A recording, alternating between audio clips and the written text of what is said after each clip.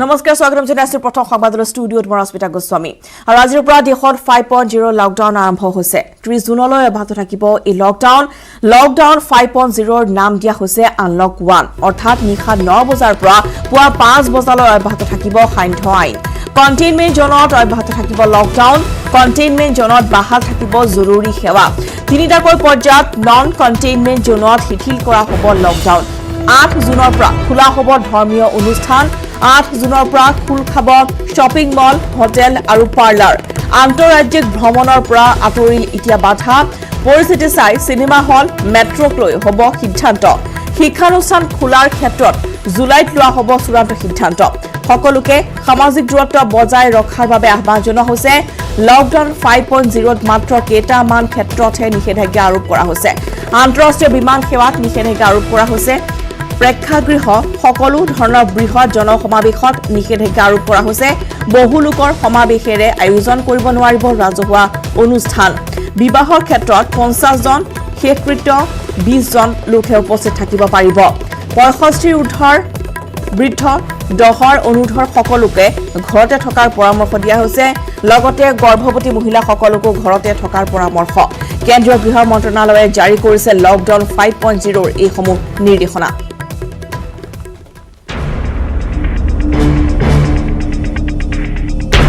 আমি জনাইছো যে আজিৰে পৰা দেশত যিনে ধৰণৰ লকডাউন 5 আৰম্ভ হৈছে তাৰ পিছতে কেনে ধৰণৰ নিষেধাজ্ঞা বাহাল থাকিব আনলক 1 যাক নাম দিয়া হৈছে বৰ্তমান 30 জুন পৰ্যন্ত এই লকডাউন অব্যাহত থাকিব আৰু 30 জুনলৈ কি কি ক্ষেত্ৰত নিষেধাজ্ঞা থাকিব কি আমি ইতিমধ্যে জনাইছো যে নিশা 9 বজাৰ পৰা পুৱা 5 বজালৈ অব্যাহত থাকিব সান্ধ্য আইন কন্টেইনমেন্ট জোনত লকডাউন অব্যাহত থাকিব যিসমূহ স্থান কন্টেইনমেন্ট জোন হিচাপে চিহ্নিত হৈছে বা বিবেচিত হৈছে সেইসমূহত লকডাউন অব্যাহত থাকিব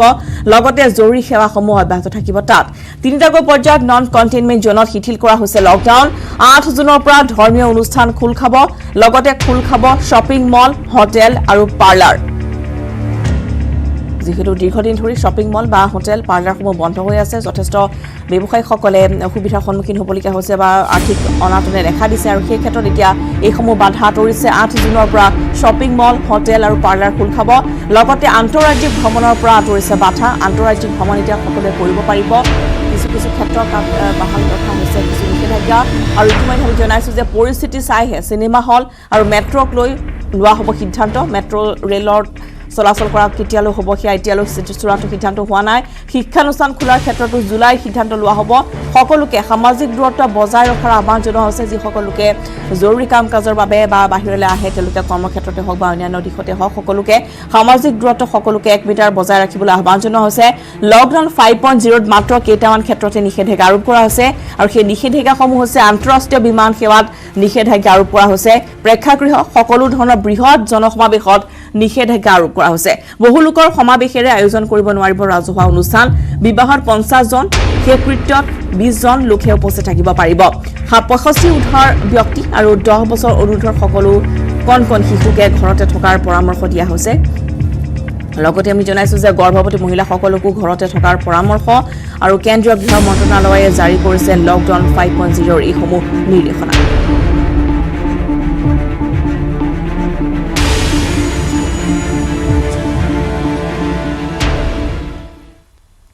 পৰৱৰ্তী খবৰ আগবাঢ়িছো অসমত কৰোনা আক্ৰান্তৰ সংখ্যা বৰ্তমান 1339 জনলৈ বৃদ্ধি পাইছে নতুনকৈ আক্ৰান্ত হৈছে 67 জন লোক তিনিচুকীয়াত 16 জন গোৱালপাৰাত 10 জন কোকৰাঝাৰত 9 জন আক্ৰান্ত হৈছে শিৱসাগৰ আৰু নগাঁৱত 7 জনকৈ শোণিতপুৰত 5 জনকৈ আক্ৰান্ত হৈছে কৰিমগঞ্জ 3 আৰু কামৰূপ গোলাঘাট বাক্সা 2 জনকৈ লোক আক্ৰান্ত হৈছে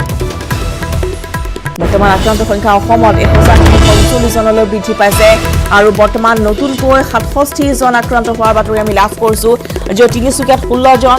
আক্ৰান্ত হৈছে লগতে গোৱালপাৰাত 10 জন কোকৰাঝাৰত 9 জন আক্ৰান্ত হৈছে এই মুহূৰ্তলৈকে শিৱসাগৰ আৰু নগাঁৱত 7 জনকৈ শোণিতপুৰত 5 জন আক্ৰান্ত হৈছে কৰিমগঞ্জ 3 জন আৰু কামৰূপ গোলাঘাট বাক্সা 2 জনকৈ লোক আক্ৰান্ত হৈছে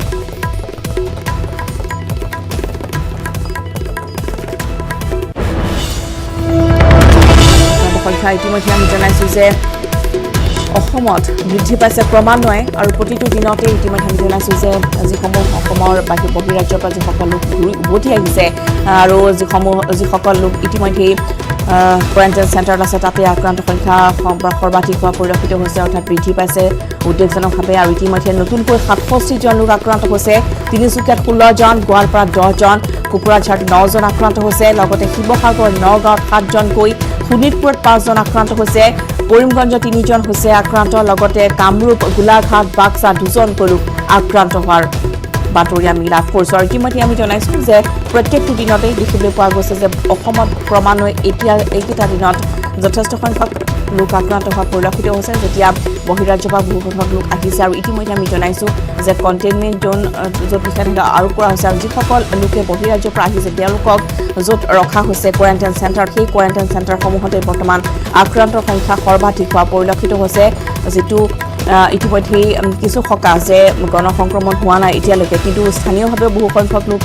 আক্ৰান্ত হোৱাৰ খবৰ ইতিমধ্যে স্বাস্থ্যমন্ত্ৰী হিমন্ত বিশ্ব শৰ্মাই জনাইছে আৰু এই মুহূৰ্তলৈকে আমি খবৰ লাভ কৰা অনুসৰি 67 জন নতুনকৈ আক্ৰান্ত হৈছে অসমত আৰু ইতিমধ্যে অসমত আক্ৰান্তৰ সংখ্যা 1339 জনলৈ বৃদ্ধি পাইছে 67 জন আক্ৰান্ত হৈছে নতুনকৈ আৰু আক্ৰান্তসকলৰ ভিতৰত 24 জনহে অসমত স্থানীয়ভাৱে সংক্ৰমিত হৈছে অৰ্থাৎ 24 জনৰ কোনো ধৰণৰ ট্ৰেভেল হিষ্ট্ৰী নাই তেওঁলোকে ক'তো বাহিৰলৈ যোৱা নাই বা সংক্ৰমিত লোকৰ হয়তো সংস্পৰ্শলৈ আহিছিল নে নাই সেয়াও সঠিক তথ্য ইতিমধ্যে লাভ কৰা নাই কিন্তু 24 জনক অসমত স্থানীয়ভাৱে সংক্ৰমিত হোৱাৰ বুলি জানিব পৰা গৈছে আৰু ইতিমধ্যে স্বাস্থ্য বিভাগে য'ত নাচিৰ চেষ্টা চলাইছে বা তৎপৰতাৰ ব্যৱস্থা গ্ৰহণ কৰিছে আৰু 15 জুনৰ ভিতৰত 2 লাখ লোকৰ নমুনা পৰীক্ষাৰ লক্ষ্য বান্ধি লৈছে স্বাস্থ্য বিভাগে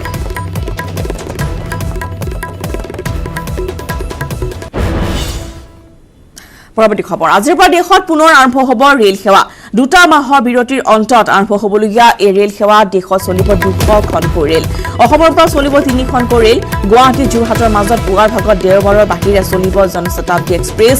আৰু প্ৰথম অৱস্থাত 3খনকৈ ৰেল চলিব যদিও পৰ্যায়ক্ৰমে বৃদ্ধি কৰা হ'ব ৰেলৰ সংখ্যা কোভিড-19ৰ প্ৰতি লক্ষ্য ৰাখি কেতবোৰ নতুন নিৰ্দেশনা জাৰি কৰিছে উত্তৰ পূব সীমান্ত ৰেল বিভাগে ৰেল যাত্ৰাৰ বাবে যাত্ৰীসকলে ৰেলৱে ষ্টেচনলৈ আহিব লাগিব 1.5 ঘণ্টাৰ পূৰ্বে আনকি সাধাৰণ আসনসমূহতো থাকিব সংৰক্ষণৰ ব্যৱস্থা মাস্ক পিন্ধাটো হ'ব যাত্ৰীসকলৰ বাবে বাধ্যতামূলক 10 বছৰ তলৰ শিশু আৰু 65 বছৰৰ ঊৰ্ধ্বৰ ব্যক্তিক ৰেল যাত্ৰা নকৰিবৰ বাবে আহ্বান জনাইছে ৰেল কৰ্তৃপক্ষই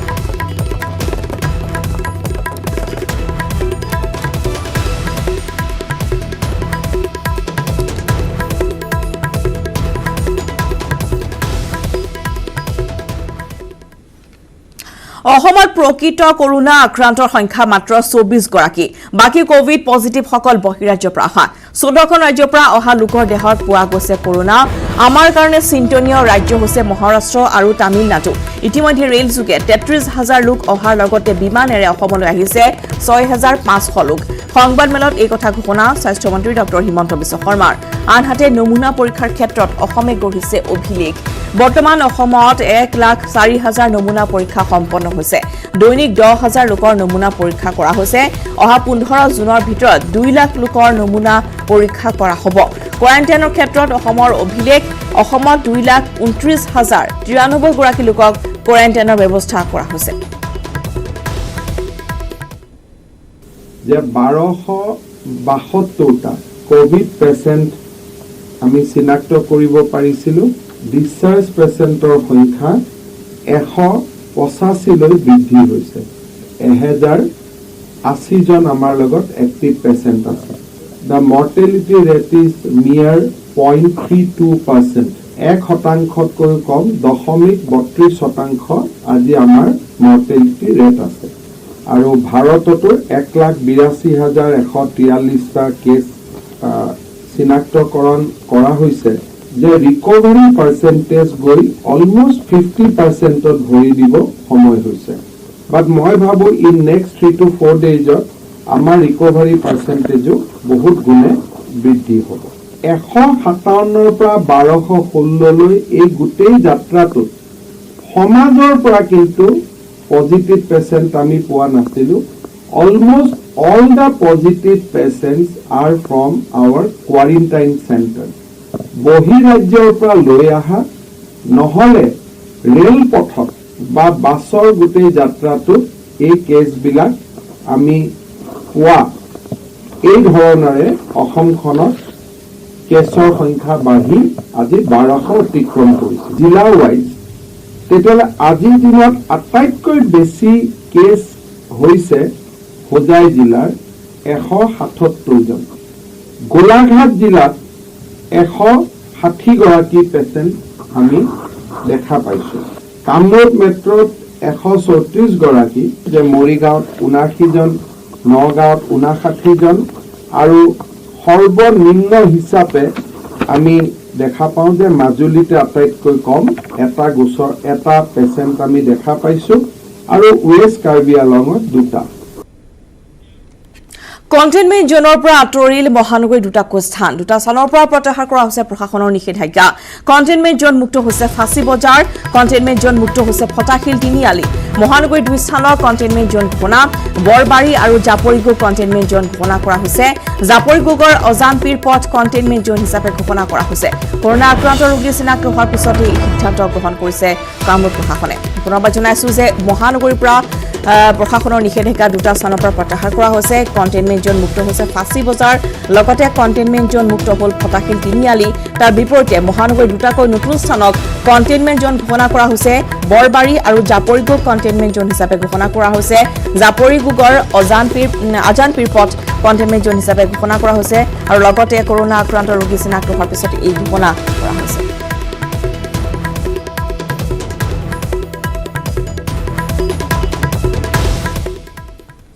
আৰু অহা 6 জুনত ঘোষণা কৰা হ'ব HSLCৰ ফলাফল শনিবাৰে পুৱা 9 বজাত ঘোষণা কৰা হ'ব হাইস্কুল শিক্ষান্ত পৰীক্ষাৰ ফলাফল প্ৰথমবাৰলৈ অনলাইনত দিয়া হ'ব HSLCৰ ফলাফল সংবাদমেলত এই কথা ঘোষণা কৰিছে হিমন্ত বিশ্ব শৰ্মাই পৰীক্ষাৰ ফলাফল ল'বলৈ বিদ্যালয়লৈ শিক্ষাৰ্থীসকল আহিব নালাগে PDF ফাইল যোগে ফলাফল পাব শিক্ষাৰ্থীসকলে 10 পৰা 15 জুনৰ ভিতৰত ঘোষণা কৰা হ'ব উচ্চতৰ মাধ্যমিকৰ ফলাফল HSLCৰ ফলাফল ঘোষণা কৰা হ'ব 6 জুনত শনিবাৰে পুৱা 9 বজাত ঘোষণা কৰা হ'ব HSLCৰ ফলাফল আৰু প্ৰথমবাৰলৈ অনলাইনত দিয়া হ'ব HSLCৰ ফলাফল যেহেতু বৰ্তমান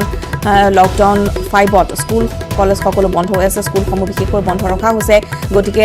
ফলাফল ঘোষণা কৰা হ'ব অনলাইন জৰিয়তে সংবাদমেলত এই কথা ঘোষণা কৰিছে হিমন্ত বিশ্ব শৰ্মাই পৰীক্ষাৰ ফলাফল ল'বলৈ বিদ্যালয়লৈ শিক্ষাৰ্থীসকল আহিব নালাগে PDF ফাইল যোগে ফলাফল লাভ কৰিব শিক্ষাৰ্থীসকলে আৰু অহা 10 পৰা 15 জুনৰ ভিতৰত উচ্চতৰ মাধ্যমিকৰ ফলাফল ঘোষণা কৰা হ'ব বুলি তেওঁ ঘোষণা কৰে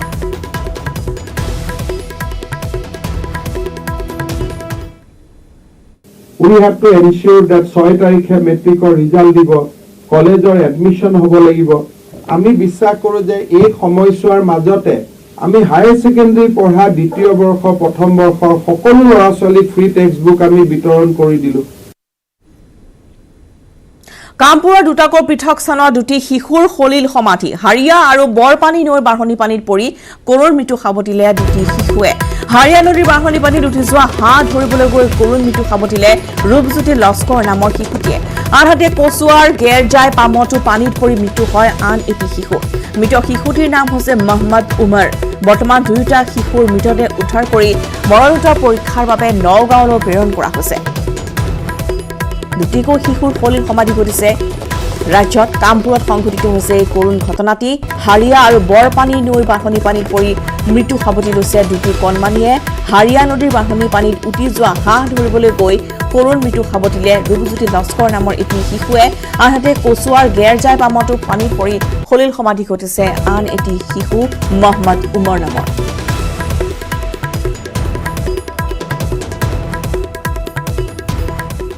হাঁহ বিচাৰিবলৈ গৈ তেওঁ দ পানীত পৰি গ'ল মানে বানপানী আছিলে তেওঁ নাজানিছিল যে সেইটো এটা দ জেগা তেওঁ হাঁহ ধৰাবলৈ গৈ পেলাই তেওঁ পানীত পৰি পেলাই ঢুকালে লগে লগে ডক্টৰ তেখেত মৃত্যু হ'ল বুলি ঘোষণা কৰি দিছে এতিয়া অতি দুখৰ কথা সেইটো দুখৰ কথা মানে আমাৰ গাঁওখনৰ এটা সকলোৰ কাৰণে দুখৰ বিষয়টো নগাঁৱৰ ৰাঙলু কচুপিত যুৱকৰ খলিল সমাধি পথাৰৰ পৰা গৰু আনিবলৈ গৈ বাঢ়নী পানীত উটি গ'ল যুৱকজন স্থানীয় লোকে উদ্ধাৰ কৰিছে যুৱকজনৰ মৃতদেহ মৃত যুৱকজন হৈছে মৃণাল জ্যোতি নাথ কৰুণ ঘটনা সংঘটিত হৈছে আনফালে নগাঁৱৰ ৰাঙলু কচুপিতত এগৰাকী যুৱকৰ সলিল সমাধি ঘটিছে পথাৰৰ পৰা গৰু আনিবলৈ গৈ বাঢ়নীৰ পানীত উটি গ'ল যুৱকজন স্থানীয় ৰাইজে উদ্ধাৰ কৰে যুৱকজনৰ মৃতদেহ মৃত যুৱকজন হৈছে মীনাজ্যোতি নাথ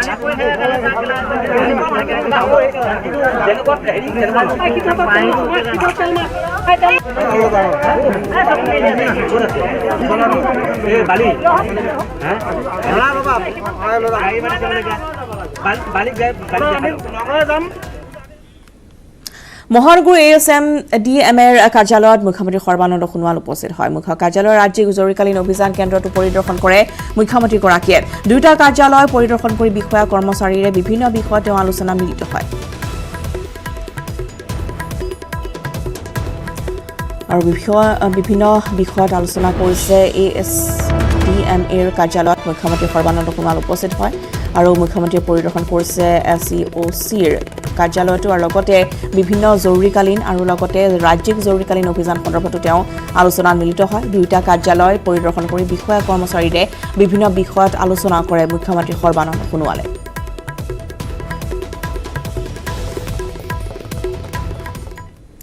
আৰু ফলে কণ্টেইনমেণ্ট জোনৰ পৰা আঁতৰিছে মহানগৰীৰ দুটাকৈ স্থান ইতিমধ্যে আমি জনাইছো যে দুটাকৈ স্থান মহানগৰীৰ কণ্টেইনমেণ্ট জোনৰ পৰা আঁতৰিছে দুটা স্থানৰ পৰা প্ৰশাসনৰ যি নিষেধাজ্ঞা আছিল সেয়া ইতিমধ্যে প্ৰত্যাহাৰ কৰা হৈছে কণ্টেইনমেণ্ট জোন মুক্ত হৈছে ফাঁচী বজাৰ আৰু কণ্টেইনমেণ্ট জোন মুক্ত হ'ল ফটাশিল তিনিআলি কিন্তু মহানগৰীৰ আন দুটাকৈ স্থানত কণ্টেইনমেণ্ট জোন ঘোষণা কৰা হৈছে আমি এই মুহূৰ্তত আমাৰ সতীৰ্থ সাংবাদিক ভাস্কৰ হাজৰিকাৰ কাষলৈ গৈছোঁ ভাস্কৰ আপোনাৰ কাষলৈ আহিছোঁ আৰু ইতিমধ্যে যিহেতু প্ৰশাসনৰ নিষেধাজ্ঞা আঁতৰিছে দুটাকৈ স্থানৰ পৰা আন দুটা স্থান কণ্টেইনমেণ্ট জোন হিচাপে ঘোষণা কৰা হৈছে সবিশেষ খবৰ আপোনাৰ পৰা জানিব বিচাৰিছোঁ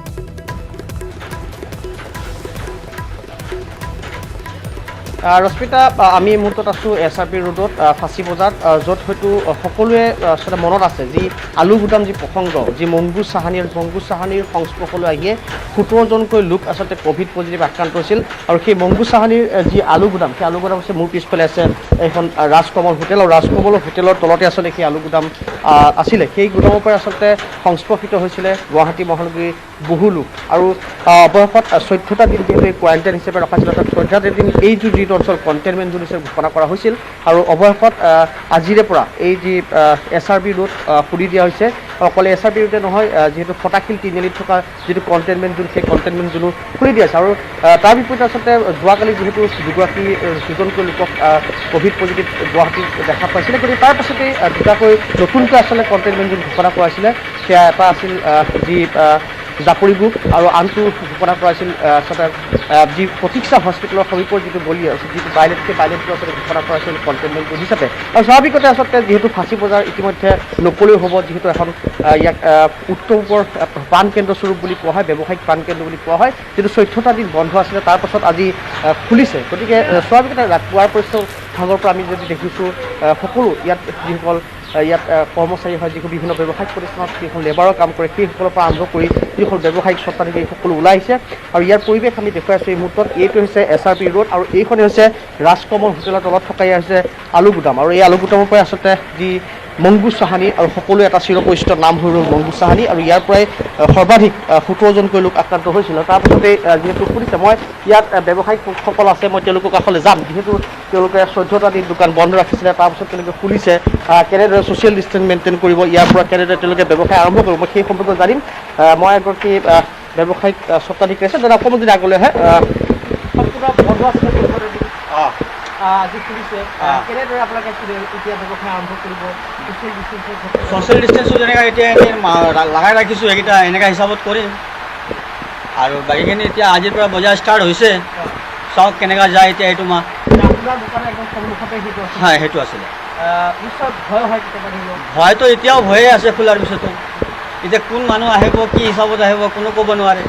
আপুনি ছেফটিৰ কাৰণে কি কৰিছে ছেফটিৰ কাৰণে মই এতিয়া এটা ৰছী লগাই দিম এতিয়া প্লাছ মানুহ এটা ৰাখিম বাহিৰত কি ভাই ভিতৰত সোমাব নোৱাৰে মানুহ তাতে থাকক বন্ধ ৰাখিছিলে আজিৰ পৰা আৰম্ভ কৰিব আৰম্ভ কৰিব এতিয়া অলপ টান হ'ব ষ্টাৰ্ট কৰাটো যথেষ্ট মানুহ ভয় খাই আছে ব্যৱসায়িক যিসকল ইয়াৰ ব্যৱসায়ী সেইসকল সাজু হৈ উঠিছে আৰু যিহেতু যি সামাজিক আচলতে যি ছ'চিয়েল ডিষ্টেঞ্চিং কথা কোৱা হয় সেই ছ'চিয়েল ডিষ্টেঞ্চিং আৰম্ভ কৰি যি প্ৰশাসনৰ যি ধৰণৰ নীতি নিৰ্দেশনা আছে সেই নীতি নিৰ্দেশনাৰ মাজেৰে আচলতে তেওঁলোকে এই যি তেওঁলোকৰ যি ব্যৱসায়িক প্ৰতিষ্ঠান সেয়া খুলিব। তাৰ পূৰ্বে মই সেই সামগ্ৰিক পৰিৱেশ মই দেখুৱাব চেষ্টা কৰিছোঁ। মই পূৰ্বে কৈছোঁ, এতিয়াও কৈছোঁ যে যিহেতু ফাঁচী বজাৰ আচলতে উত্তৰ পূবৰ ব্যৱসায়িক প্ৰান্তিকেন্দ্ৰ বুলি চোৱা হয়, যিহেতু 14টা দিন বন্ধ আছিলে এই যি SRB ৰোড, তেনে ক্ষেত্ৰত যথেষ্ট লোকচানৰ সন্মুখীন হৈছিল এই ব্যৱসায়ীসকল। তাতোতকৈ লোকচানৰ সন্মুখীন হৈছিল যিহেতু ইয়াত যিসকল শ্ৰমিক থাকে সেই শ্ৰমিকসকল যথেষ্ট লোকচানৰ সন্মুখীন হৈছিল। বিশেষকৈ ইয়াত দিন হাজিৰা কৰা লোক যথেষ্ট দেখিবলৈ পোৱা যায়। বিশেষকৈ এইসমূহ যিসমূহ ব্যৱসায়িক প্ৰতিষ্ঠান থাকে তাত আচলতে দিন হাজিৰা কৰে। তেনে ক্ষেত্ৰত যেতিয়া 14টা দিনকৈ তেওঁলোকে ইয়াত কণ্টেইনমেণ্ট জোন ঘোষণা কৰা হৈছিল, তেনে ক্ষেত্ৰত যথেষ্ট লোকচানৰ সন্মুখীন হৈছিল। আৰু আজি যেতিয়া খুলি দিয়া হৈছে পুৱাৰ পৰা আমি দেখিবলৈ পাইছোঁ, পুৱাৰ পৰা আচলতে ওলাই আহিছে আৰু সকলো নিজৰ নিজৰ আচলতে যি কৰ্তব্যস্থলী সেই কৰ্তব্যস্থলীলৈ ওলাই অহা আমি দৃশ্যাংশ আমি দেখিবলৈ পাই আছোঁ, এই মুহূৰ্তত দেখিবলৈ পাই আছোঁ। আৰু মই সেই আলু গুদামৰ সেই দৃশ্যাংশ মই এই মুহূৰ্তত নিউজ 8 দৰ্শকসকলক দেখুৱাবলৈ চেষ্টা কৰিছোঁ। এয়া হৈছে আলু গুদাম, এইটো হৈছে য'ত ৰাজকমল হোটেলৰ তলতে আছিলে এই আলু গুদামটো। আৰু ইয়াতেই সৰ্বাধিক গুৱাহাটীত যি সংক্ৰমিত যি হাৰ ইয়াৰ পৰা আচলতে অধিক বৃদ্ধি হৈছিল। আৰু ইয়াত সূত্ৰপাত হৈছিল মংগু চাহানী, আৰু মংগু চাহানীৰ সূত্ৰপাতৰ পাছৰ পৰাই দেখিবলৈ পোৱা গৈছিল সৰ্বাধিক যি মহানগৰীত আক্ৰান্তৰ হাৰ বৃদ্ধি পোৱা দেখিবলৈ পাইছিল। আৰু সেই আলু গুদাম ইতিমধ্যে খুলি দিয়া হৈছে। আমি সেই দৃশ্যাংশ আমি দেখুৱাই আছোঁ এই মুহূৰ্তত পোনপটীয়াভাৱে দেখিবলৈ পাই আছে। 14টা দিনৰ পাছত এই যি আলু গুদাম সেই আলু গুদাম খুলি দিয়া আছে, যিহেতু ইয়াত কণ্টেইনমেণ্ট জোন যোৱাকালি উঠাই দিয়া হৈছে। প্ৰশাসনে দুটাকৈ স্থানত কণ্টেইনমেণ্ট জোন উঠাই দিয়া হৈছিলে। আৰু সেয়া আমি ফাঁচী বজাৰৰ যিটো আলু গুদামৰ ভিতৰৰ দৃশ্যাংশ এই মুহূৰ্তত দেখুৱাই আছোঁ। ইয়াত কণ্টেইনমেণ্ট জোনৰ পৰা যিহেতু উঠাই দিয়া পাছৰ দৃশ্যাংশ আমি দেখিবলৈ পাই আছোঁ। আৰু আমি ইয়াত যিটো ইয়াৰ লোক আছে, ইয়াত কৰ্মৰত লোক আছে, মই তেওঁলোকৰ কাষলৈ যাম, তেওঁলোকৰ পৰা আমি জানিবলৈ চেষ্টা কৰিম। আজি কেইটা 14টা দিনত খুলি দিছে? आज खुला है, सब खुला है। हम लोग का बंद है, अभी खुला है? नहीं ये बंद है। ये बंद रहेगा अभी 13 तारीख तक। कितना तारीख? 13 तारीख तक। हाँ। मंगू सहानी कहाँ पे? इसी में से गया था, इसी में से। यहाँ पे काम करते हैं। तो अभी आप लोग का मतलब 13 तारीख को बंद है? अभी हाँ, हम लोग 13 तारीख तक अंदर में होम क्वारंटाइन करेंगे। आप लोग का এই যি পৰিৱেশ আমি দেখুৱাই আছোঁ, আমি বাহিৰৰ পৰিৱেশ আমি দেখুৱাবলৈ চেষ্টা কৰিম। যিহেতু ফাঁচী বজাৰত মই যিখন লোক সেই লোকসকলৰ বা ইয়াৰ যিসকল ব্যৱসায়ী আছে ব্যৱসায়ীসকলৰ কাষলৈ যাম, তেওঁলোকৰ পৰা আমি সাহায্য ল'বলৈ চেষ্টা কৰিম। আৰু এইটোৱে সেই গুদামটোৰ দৃশ্যাংশ আমি দেখুৱালোঁ। তাৰ সমীপত যিহেতু যথেষ্ট ইয়াৰ ব্যৱসায়িক প্ৰতিষ্ঠান আছে, আমি তেওঁলোকৰ কাষলৈ যাম, তেওঁলোকৰ পৰা আমি জানিবলৈ চেষ্টা কৰিম। আৰু নিশ্চয় ভাস্কৰ, আজি যদিওবা লকডাউন 5.0 বহু ক্ষেত্ৰত নিষেধাজ্ঞা আৰোপ কৰা হৈছে, বহু ক্ষেত্ৰত যিহেতু উঠাইও দিয়া হৈছে, গতিকে নিশ্চয়কৈ সামাজিক যি দূৰত্ব আছে সেয়া কিন্তু বৰ্তাই ৰাখিব লাগিব য'তে নহওক লাগিলে। আৰু বৰ্তমান আপুনি দেখুৱাইছে ফাঁচী বজাৰৰ পৰা সেয়া দৃশ্য, আৰু য'ত বহু লোকৰ সমাগম হোৱা পৰিলক্ষিত হৈছে, কিন্তু সকলোৱে সামাজিক যি দূৰত্ব আছে সেয়া কিন্তু বৰ্তাই ৰখাটো অতিকৈ প্ৰয়োজনীয়। যিটো অসমত বৰ্তমান 1300ৰো অধিক লোক আক্ৰান্ত হৈছে এতিয়ালৈকে। ভাস্কৰলৈ ধন্যবাদ জনাইছোঁ এইখিনি তথ্য তেওঁ জনালে। লগতে যিটো আলু গুদামৰ পৰা ইতিমধ্যে 17জনকৈ লোক সংক্ৰমিত হৈছিল বা আক্ৰান্ত হৈছিল এই COVID-19ত, আৰু সেইসকল লোকক ইতিমধ্যে আমি জনাইছোঁ যে তেওঁলোকৰ ক্ষেত্ৰত বৰ্তমান 13 জুনলৈকে সেই আলু গুদামটো খুলি দিয়া নহয়। এগৰাকী কৰ্মচাৰী জনাইছে যে তেওঁলোকক কোৱাৰেণ্টাইনত ৰখা হৈছে এতিয়ালৈকে। আৰু যে খবৰ এই সন্দৰ্ভত জনাই যাম, আজিৰ পৰা দেশত পুনৰ আৰম্ভ হ'ব ৰেল সেৱা। 2 মাহৰ পিছত আৰম্ভ হ'বলগীয়া এই ৰেল সেৱাত দেশত চলিব 200খন ৰেল। অসমৰ পৰা চলিব 3খনকৈ ৰেল। গুৱাহাটী যোৰহাটৰ মাজত পুৱাৰ ভাগত দেওবাৰৰ বাহিৰে চলিব জনশতাব্দী এক্সপ্ৰেছ। প্ৰথম অৱস্থাত 3খনকৈ ৰেল চলিব যদিও পৰ্যায়ক্ৰমে বৃদ্ধি পাব ৰেলৰ সংখ্যা। COVID-19ৰ প্ৰতি লক্ষ্য ৰাখি কেতবোৰ নতুন নতুন নিৰ্দেশনা জাৰি কৰিছে উত্তৰ পূব সীমান্তৰ ৰেল বিভাগে। ৰেল যাত্ৰাৰ বাবে যাত্ৰীসকলে ৰেলৱে ষ্টেচনলৈ আহিব লাগিব 1.5 ঘণ্টাৰ পূৰ্বেই। আনকি সাধাৰণ আসনসমূহতো থাকিব সংৰক্ষণৰ ব্যৱস্থা। মাস্ক পিন্ধাটো হ'ব যাত্ৰীসকলৰ বাবে বাধ্যতামূলক। 10 বছৰ তলৰ শিশু আৰু 65 বছৰৰ ঊৰ্ধ্বৰ ব্যক্তিক ৰেল যাত্ৰা নকৰিবৰ বাবে আহ্বান ৰেল কৰ্তৃপক্ষৰ। আৰু এই মুহূৰ্তত আমি হীৰক জ্যোতি মালাকাৰ সৈতে যোগাযোগ কৰিছোঁ। হীৰক, আপোনাৰ কাষলৈ আহিছোঁ। আৰু দেশত যিটো আজিৰ পৰা 200খন ৰেল চলিব আৰু অসমত পৰ্যায়ক্ৰমে 3খনকৈ ৰেল চলাচল কৰিব আজিৰে পৰা, গতিকে এই সন্দৰ্ভত সময়সীমা কেনেধৰণে নিৰ্ধাৰণ কৰা হৈছে, কাৰ্যসূচী সন্দৰ্ভত নতুন কি আছে আপোনাৰ পৰা জানিব বিচাৰিছোঁ। হৰস্মিতা, আজিৰ পৰা যিহেতু সমগ্ৰ দেশতে ৰেল সেৱা আৰম্ভ হৈছে, 70টা দিনৰ বিৰতিৰ পিছত আজিৰ পৰা যিহেতু ৰেল সেৱা আৰম্ভ হৈছে, আৰু সমগ্ৰ দেশত আজিৰে পৰা যিহেতু 200খন ৰেল চলিব। মই ক'ব বিচাৰিম যে তাত 200খন ৰেলৰ ভিতৰত 3খন ৰেল অসমত চলিব। তাৰে প্ৰথমখন ৰেল আজি জনশতাব্দী এক্সপ্ৰেছ ইতিমধ্যে যোৰহাটলৈ ৰাওনা হৈছে, আৰু সেই যোৰহাটলৈ যিখন ট্ৰেইন আছে সেই ট্ৰেইনখন 1:30 বজাত তাত উপস্থিত হ'বহি, আৰু 1:30 বজাৰ পিছত অৰ্থাৎ 2 বজাত গুৱাহাটীলৈ পুনৰ ৰাওনা হ'ব। ঠিক একেদৰে আজি গধূলি ভাগত, অৰ্থাৎ আজি গধূলি ডিব্ৰুগড়ৰ পৰা ব্ৰহ্মপুত্ৰ মেইল যিখন এক্সপ্ৰেছ আছে সেইখন দিল্লীলৈ ৰাওনা কৰিব আৰু কালি দুপৰীয়া ভাগত যিহেতু গুৱাহাটীত আহি উপস্থিত হ'ব গুৱাহাটীত তেওঁলোকে যাত্ৰীসকল উঠাই পুনৰ দিল্লীলৈ ৰাওনা হ'ব আৰু ঠিক একেদৰে কালিৰ দিনটোত যদি চাব যায় অৰ্থাৎ মঙলবাৰে যিখন লোকমান্য এক্সপ্ৰেছ সেই লোকমান্য এক্সপ্ৰেছ মুম্বাইলৈ ৰাওনা হ'ব বুলি জানিব পৰা গৈছে আৰু তেওঁলোকে জনোৱা অনুসৰি ৰেলৱে কৰ্তৃপক্ষই জনোৱা অনুসৰি এইবাৰ তেওঁলোকে কেইবাটাও নীতি নিৰ্দেশনা জাৰি কৰিছে বিশেষকৈ তেওঁলোকে মাস্ক পিন্ধাটো বাধ্যতামূলক হ'ব আৰু ৰেলৱে ষ্টেচন পোৱাৰ 1.5 ঘণ্টাৰ পূৰ্বে তেওঁলোকে যিসকল যাত্ৰী আছে সেই যাত্ৰীসকল উপস্থিত হ'ব লাগিব যাৰ যাত্ৰীসকল উপস্থিত হোৱাৰ পিছতে তেওঁলোকৰ স্কেনিং কৰা হ'ব য'ত উঠিব তাত স্কেনিং কৰা হ'ব ঠিক একেদৰে য'ত নামিব যিসকল যাত্ৰী নামিব তাতো তেওঁলোকে স্কেনিং কৰা হ'ব আৰু এই চিম্পটমেটিক যিবোৰ থাকিব সেই চিম্পটমেটিকসমূহক যাব দিয়া হ'ব আৰু যিবোৰ কিবা চিম্পটম পোৱা যায় বা জ্বৰ কাহ এনেধৰণৰ চিম্পটম পোৱা যায় তাতে তেওঁলোকক ৰখোৱা হ'ব বা হোম কোৱাৰেণ্টাইন কৰা হ'ব আৰু লগতে স্বাব লোৱা হ'ব বুলি স্বাব লোৱা হ'ব আৰু স্বাব লোৱাৰ পিছতে তেওঁলোকক কোৱাৰেণ্টাইন কৰা হ'ব বুলি জানিব পৰা গৈছে আৰু আন কেইবাটাও গুৰুত্বপূৰ্ণ নিৰ্দেশনা আছে বিশেষকৈ 65 বছৰ যিসকল ঊৰ্ধৰ লোক আৰু 10 বছৰ তলৰ শিশু সেই শিশুসকলক ৰেলত যাত্ৰা কৰিবৰ পৰা তেওঁলোকে বিৰত থাকিবলৈ আহ্বান জনাইছে আৰু যিসমূহ টিকেট আছে সেই টিকেট 10 দিনৰ টিকেট ইতিমধ্যে বুকিং হৈছে কিয়নো 22 তাৰিখৰ পৰা অনলাইন আৰু অফলাইন বুলি ক'ব যায় যিবোৰ কাউণ্টাৰত টিকেট দিয়া হৈছে আৰু কাউণ্টাৰ টিকেটো ইতিমধ্যে শেষ হৈছে বুলি জানিব পৰা গৈছে আৰু সামাজিক দূৰত্ব যিহেতু সামাজিক দূৰত্ব তেওঁলোকে বিশেষ গুৰুত্ব দিছে আৰু জনশতাব্দী যিখন এক্সপ্ৰেছ সেই জনশতাব্দী এক্সপ্ৰেছ গুৱাহাটীৰ পৰা যাত্ৰা কৰিছে যিখন ট্ৰেইন যাত্ৰা কৰিছে সেই ট্ৰেইনখনে ফৰকাটিং মৰিয়নি অথবা নগাঁও ডিফু আজি এনে স্থানত লোকসকলক উঠাব আৰু সেই লোকসকলকো যিসকল উচ্চতা জোখা হ'ব বা বিভিন্ন ধৰণৰ ব্যৱস্থা গ্ৰহণ কৰা হ'ব বুলি জানিব পৰা গৈছে আৰু লগতে যি শতাব্দী এক্সপ্ৰেছ সেই শতাব্দী এক্সপ্ৰেছত 3টাকৈ ছিট থাকে যিহেতু সেই 3টাকৈ ছিটত মাজৰ যিখন আসন আছে সেই আসনখন খালী কৰা হৈছে কেৱল যিসকল ৰিজাৰ্ভেশ্যন আছে সেই ৰিজাৰ্ভেশ্যন থকা লোকৰ ক্ষেত্ৰতে এই ক্ষেত্ৰত প্ৰযোজ্য হৈছে আৰু ৰিজাৰ্ভেশ্যন যিসকল লোকৰ তেওঁলোকৰ ৱেইটিং লিষ্টত যিসকল লোক থাকিব তেওঁলোকক ট্ৰেইনত উঠাৰ পৰা তেওঁলোকে ৰেল কৰ্তৃপক্ষই বিৰত ৰাখিছে আৰু যিহেতু সাধাৰণ যাত্ৰীসকল অৰ্থাৎ যিসকল সাধাৰণ আসন আছে সেই সাধাৰণ আসনসমূহত সম্পূৰ্ণ মানুহ উঠা দেখিবলৈ পোৱা যায় কিন্তু এইবাৰ সাধাৰণ আসন যিসমূহ আছে সেই সাধাৰণ আসনসমূহো বুকিং থাকিব লাগিব অৰ্থাৎ বুকিং নাথাকিলে কোনো এজন যাত্ৰীক ৰেলত যাত্ৰা কৰিব নিদিয়ে এই কথা নিশ্চয়কৈ ধন্যবাদ জনাইছোঁ আপোনালৈ অৰ্থাৎ সামাজিক দূৰত্ব ৰেলৰ ভিতৰতো বৰ্তাই ৰখা হ'ব আৰু ইতিমধ্যে হিৰকে জনাইছে যে তেওঁ সকলোৱে আচলতে মাস্ক পৰিধান কৰিব লাগিব চেনিটাইজাৰ লগত ৰাখিব লাগিব আৰু সমান্তৰালভাৱে আমি ইতিমধ্যে জনাইছোঁ যে 3খনকৈ ৰেল আৰম্ভ হ'ব পৰ্যায়ক্ৰমে প্ৰথম অৱস্থাত অসমৰ পৰা তাৰপিছতে বৃদ্ধি কৰা হ'ব আৰু COVID-19ৰ প্ৰতি লক্ষ্য ৰাখি সামাজিক যি দূৰত্ব সেয়া ৰেলৰ ভিতৰতো বৰ্তাই ৰখা হ'ব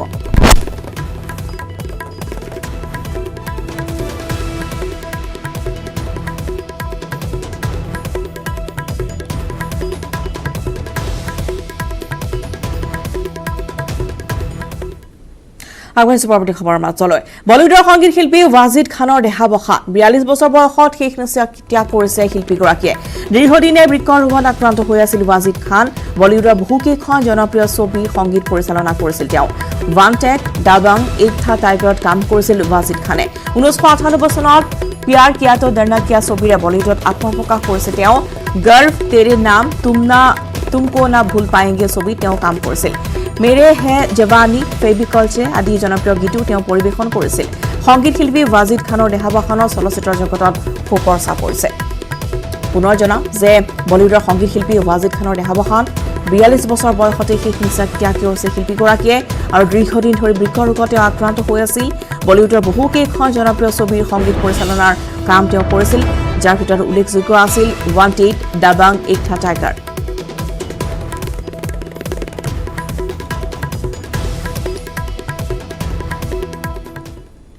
পৰৱৰ্তী খবৰ গুৱাহাটী বিশ্ববিদ্যালয়ৰ 7 নম্বৰ লাচিত বৰফুকন ছাত্ৰাবাসত বহিৰাজ্যৰ পৰা অহা লোকক কোৱাৰেণ্টাইন কৰা হৈছে ৰেলেৰে মহাৰাষ্ট্ৰৰ পৰা অহা 280 জন লোকক নিশা কোৱাৰেণ্টাইন কৰা হ'ল গুৱাহাটী বিশ্ববিদ্যালয়ৰ 7 নম্বৰ লাচিত বৰফুকন ছাত্ৰাবাসত গুৱাহাটী ৰেলৱে ষ্টেচনৰ পৰা পোনে পোনে সৰু পৰ্যায়ৰ কোৱাৰেণ্টাইন চেণ্টাৰলৈ নি তাত স্বাব সংগ্ৰহ কৰাৰ পিছতে বাছ যোগে 280 জনক নিয়া হৈছে বিশ্ববিদ্যালয়ৰ কেম্পলৈ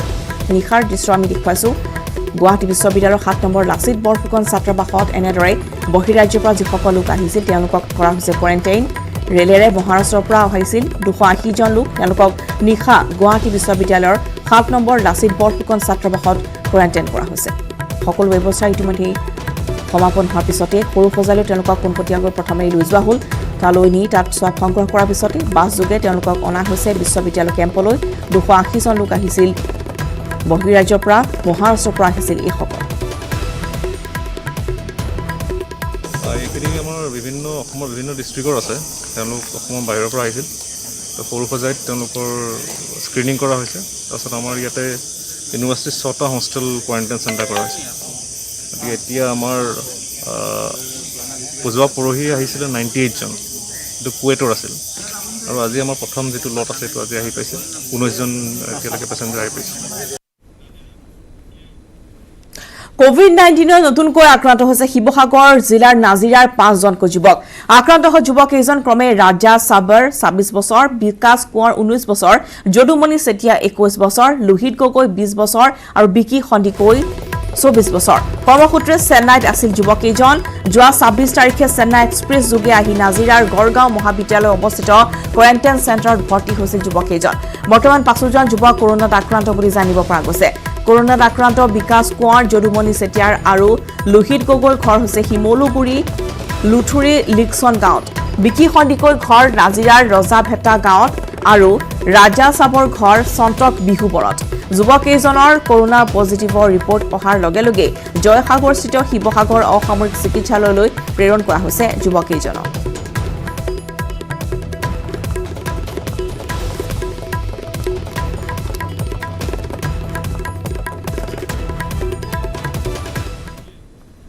ইফালে তলাবন্ধৰ মাজতে মহানগৰী চুৰৰ সন্ত্ৰাস দেওবাৰে মণিপুৰী বস্তিত দুটাকৈ চুৰিৰ ঘটনা পুৱাই শিৱ মন্দিৰত চুৰৰ লুটপাট গভাইত চুৰে লুটি নিলে শিৱৰ মূৰৰ সাপ দুপৰীয়া এটা পৰিয়ালৰ ঘৰত চুৰিৰ অপচেষ্টা চুৰি কৰিবলৈ আহি ৰাইজৰ হাতত আটক হ'ল এটা চোৰ দুটা চোৰটোক গতালে পল্টন বজাৰ আৰক্ষী লকডাউনৰ মাজতে দুটাকৈ ঘটনা সংঘটিত হৈছে এনেদৰে চুৰি কাৰ্য সংঘটিত হৈছে গুৱাহাটী মহানগৰীত মণিপুৰী বস্তিত দুটাকৈ চুৰৰ ঘটনা সংঘটিত হৈছে পুৱাই শিৱ মন্দিৰত চুৰৰ লুটপাট চলিল গভাইত চুৰে লুটি নিলে শিৱৰ মূৰৰ সাপ আনহাতে দুপৰীয়াৰ আন এটা পৰিয়ালৰ ঘৰতো চুৰিৰ চেষ্টা চুৰি কৰিবলৈ আহি ৰাইজৰ হাতত আটক হ'ল চোৰটো পৰৱৰ্তী সময়ত ৰাইজে পল্টন বজাৰ আৰক্ষীক গতাই দিয়ে দুটা চোৰটোক কি কৰিলি আজি চাইকেল চুৰি কৰিছ কিয় কৰিছিলি হা পইচাৰ কাৰণে কাক বেচো এইটো চাইকেলবোৰ হা বিক্ৰী কৰি দিওঁ কিমান পইচা পায় এটা চাইকেল বেচিলে চেইনটো কেনেকৈ কাটিলি চেইনটো কেনেকৈ ব্লেড দি কাটিছ সামগ্ৰীত বন্য হস্তীৰ আক্ৰমণত নিহত হৈছে এজন হাতীৰ আক্ৰমণত নিহত হৈছে ৰতন কৰ্মকাৰ নামৰ এগৰাকী ব্যক্তি ননৈ বাগিচাৰ নতুন লাইনত সংঘটিত হৈছে শোকাবহ ঘটনাটি দোকানৰ পৰা ঘৰলৈ উভতাৰ পথতে সংঘটিত হৈছে অঘটন খালনা চাহ বন বিভাগৰ সহযোগত আৰক্ষীয়ে উদ্ধাৰ কৰে মৃতদেহটো বন্য হস্তীৰ আক্ৰমণত নিহত হৈছে এগৰাকী ব্যক্তি হাতীৰ আক্ৰমণত নিহত হোৱা ব্যক্তিগৰাকী হৈছে ৰতন কৰ্মকাৰ ননৈ বাগিচাৰ নতুন লাইনত সংঘটিত হ'ল এই শোকাবহ ঘটনাটি দোকানৰ পৰা ঘৰলৈ উভতাৰ পথতেই হাতীৰ আক্ৰমণত নিহত হৈছে ৰতন কৰ্মকাৰ নামৰ এগৰাকী ব্যক্তি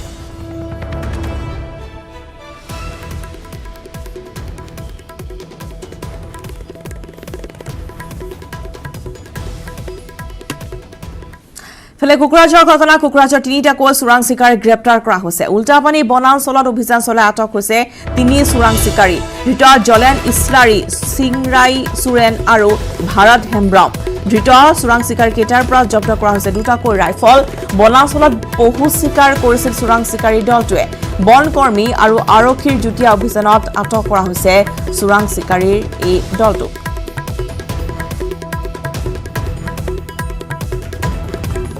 তিনিটাকৈ চোৰাং চিকাৰীক ইতিমধ্যে গ্ৰেপ্তাৰ কৰা হৈছে আমি জনাইছো যে কুকুৰাঝৰ তিনি চোৰাং চিকাৰী গ্ৰেপ্তাৰ উল্টাপানী বনাঞ্চলত অভিযান চলাই আটক হৈছে তিনি চোৰাং চিকাৰী ধৃত চোৰাং চিকাৰীকেইটা হৈছে জলেন ইছলাৰী সিংৰাই সুৰেন ৰাভা আৰু সিংৰাই সুৰেন আৰু ভাৰত হেমব্ৰম ধৃত চোৰাং চিকাৰীকেইটাৰ পৰা দুটাকৈ ৰাইফল জব্দ কৰা হৈছে লগতে বনকৰ্মী আৰু আৰক্ষীৰে যুটীয়া অভিযানত চোৰাং চিকাৰী দলটোক আটক কৰা হৈছে বনাঞ্চলত দীৰ্ঘদিন ধৰি পহু চিকাৰ কৰি আহিছিল এই চোৰাং চিকাৰীকেইটাই হৰিণ এটা পাইছে তাৰপিছত আৰু হেলমেট দুটা পাইছে আৰু হৰিণ মাৰা আৰু কি ৰং সেইটো ক'ৰ পৰা পাইছিলে এইটো আমি 6 নম্বৰ এৰিয়াত পাইছোঁ উল্টাপানী ৰেঞ্চৰ আণ্ডাৰত এনেকৈ অপাৰেশ্যন চলি থাকে নেকি অপাৰেশ্যন চলি আছে এইটো আমি একেলগে জইণ্ট পেট্ৰলিং ডিউটি কৰিছিলোঁ পুলিচ আছে বিষ্ণুৰী আউটপোষ্ট পুলিচ আৰু কামাণ্ডোগিলাও আছে আৰু আমি উল্টাপানী ৰেঞ্জ জাৰবাৰী ৰেঞ্জ আৰু গৌৰাং ৰেঞ্জ আৰু শ্বৰ্ট একশ্যন স্কোৱাড ৰেঞ্জ আছিলে আমি একেলগে চবে ডিউটি জইনলি গৈছিলোঁ আমি অপাৰেশ্যনত প্ৰথম সংবাদত পুনৰ সময় হৈছে আনি দিছো বাণিজ্যিক বিৰতিৰ মাজতে লামডিং সংৰক্ষিত বনাঞ্চলত সক্ৰিয় চোৰাং চিকাৰী চক্ৰ চোৰাং চিকাৰী এটা দলে লামডিং সংৰক্ষিত বনাঞ্চলত পহু হত্যা কৰি ভাগ কৰি থকা অৱস্থাত উপস্থিত হ'ল বন কৰ্মীৰ এটি দল ইফালে বন কৰ্মী দল অহাৰ উমান পাই পহু মাংসসহ মাৰণাস্ত্ৰ এৰি ঘটনাস্থলীৰ পৰা পলায়ন চোৰাং চিকাৰী দলটোৰ ঘটনাটো সংঘটিত হৈছে হুজাই জিলাৰ লামডিং সংৰক্ষিত বনাঞ্চল সমীপৰ নুখুটি সাৰ্থে বস্তি গাঁৱত বিট অফিচাৰ অজিত সিঙৰ নেতৃত্বত যোৱা অভিযানকাৰী দলে ঘটনাস্থলীৰ পৰা 5টাকৈ হস্ত নিৰ্মিত বন্দুকসহ প্ৰায় 30 কেজি ওজনৰ কটা পহু মাংস উদ্ধাৰ কৰি বন কাৰ্যালয়লৈ লৈ আনে অন্যহাতে পলায়ন কৰা চোৰাং চিকাৰী দলটোৰ সন্ধানত অব্যাহত আছে অভিযান লকডাউনৰ মাজতে আমি দৃশ্য দেখুৱাইছো লামডিং সংৰক্ষিত বনাঞ্চলত সক্ৰিয় চোৰাং চিকাৰী কাণ্ড চোৰাং চিকাৰী দলে লামডিং সংৰক্ষিত বনাঞ্চলত অতি নিৰ্মমভাৱে পহু হত্যা কৰি ভাগ কৰি থকা অৱস্থাতেই বন কৰ্মী দল গৈ উপস্থিত হয় আৰু বন কৰ্মী দল অহাৰ উমান পাই পহু মাংসসহ মাৰণাস্ত্ৰই ঘটনাস্থলীৰ পৰা পলায়ন কৰিছে চোৰাং চিকাৰী দলটোৱে ইতিমধ্যে ঘটনাস্থলীৰ পৰা পহু মাংসসহ বহুকেইটা মাৰণাস্ত্ৰ বন বিভাগে উদ্ধাৰ কৰিছে ঘটনা সংঘটিত হৈছে হুজাই জিলাৰ লামডিং সংৰক্ষিত বনাঞ্চলৰ সমীপৰ সাৰ্থে বস্তি গাঁৱত নখুটি খণ্ড বন কাৰ্যালয়ৰ বনকৰ্মীসকলে লামডিং সংৰক্ষিত বনাঞ্চলত টহলদাৰী কৰি থাকোঁতে সাৰ্থেগাঁও এলেকাত কিছু শব্দ শুনিবলৈ পায় আৰু সেই শব্দৰ পম খেদি গৈ পেলাই তেওঁলোকে গোটেই এলেকাটো ঘেৰাও কৰি ধৰি দেখা পায় যে কেইজনমান মানুহে পহুৰ মাংস কাটি ভাগ বতৰা কৰি থকা অৱস্থাত পায় আৰু গোটেই এলেকাটো ঘেৰাও কৰি ধৰি তেওঁলোকে 3জন মানুহক ধৰিবলৈ সক্ষম হয় কিন্তু তাৰে মাজত এজন মানুহে তেওঁৰ হাতত থকা খজা বন্দুকৰ সহায়ত আমাৰ বনকৰ্মীসকলক ভয় ভাবুকি দেখুৱাই পলাই যাবলৈ সক্ষম হয় আৰু ইতিমধ্যে আমি জনাইছো যে আজিৰ পৰা দেশত 5.0 লকডাউন 30 জুনলৈ অব্যাহত থাকিব 5.0 লকডাউন আৰু লকডাউনৰ নাম দিয়া হৈছে আনলক 1 নিশা 9 বজাৰ পৰা পুৱা 5 বজালৈ অব্যাহত থাকিব ফাইন কণ্টেইনমেণ্ট জোনত অব্যাহত থাকিব লকডাউন কণ্টেইনমেণ্ট জোনত বহাল থাকিব জৰুৰী সেৱা আৰু 3টাকৈ পৰ্যায়ত নন কণ্টেইনমেণ্ট জোনত শিথিল কৰা হ'ব লকডাউন 3টা পৰ্যায়ত প্ৰথমতে আৰম্ভ হ'ব 8 জুনৰ পৰা খোল খাব ধৰ্মীয় অনুষ্ঠান 8 জুনৰ পৰা খোল খাব শ্বপিং মল হোটেল আৰু পাৰ্লাৰ আন্তঃৰাজ্যিক ভ্ৰমণৰ পৰা আঁতৰিছে বাধা পৰিস্থিতি চাই চিনেমা হল মেট্ৰক লৈ হ'ব সিদ্ধান্ত আৰু এই মুহূৰ্তত আমি ধুবুৰীলৈ যাম আৰু অধিক খবৰ লাভ কৰিম আমি জ্যোতিৰ্ময়ৰ পৰা জ্যোতিৰ্ময় ইতিমধ্যে নতুন নিৰ্দেশনাৰ ইতিমধ্যে ৰাজ্যত আৰম্ভ হৈছে আনলক 1 সবিশেষ আপোনাৰ পৰা জানিব বিচাৰিছো নিশ্চয়কৈ ৰশ্মিতা আনলক 1ৰ যি নিৰ্দেশনা নতুনকৈ আহিছে এই নিৰ্দেশনাৰ পিছত কিন্তু দেখা গৈছে আজি ৰাতিপুৱাৰে পৰা যথেষ্ট সংখ্যক মানুহ ৰাজপথত ইতিমধ্যে দেখা গৈছে আৰু তেওঁলোকে আচলতে বিভিন্ন কাম কাজত ওলাই আহিছে এটা কথা ক'ব লাগিব যে বিগত প্ৰায় 2 মাহ ধৰি মানুহ আবদ্ধ হৈ আছিল কিন্তু আন কিছুমান কথা আছে যেনেকৈ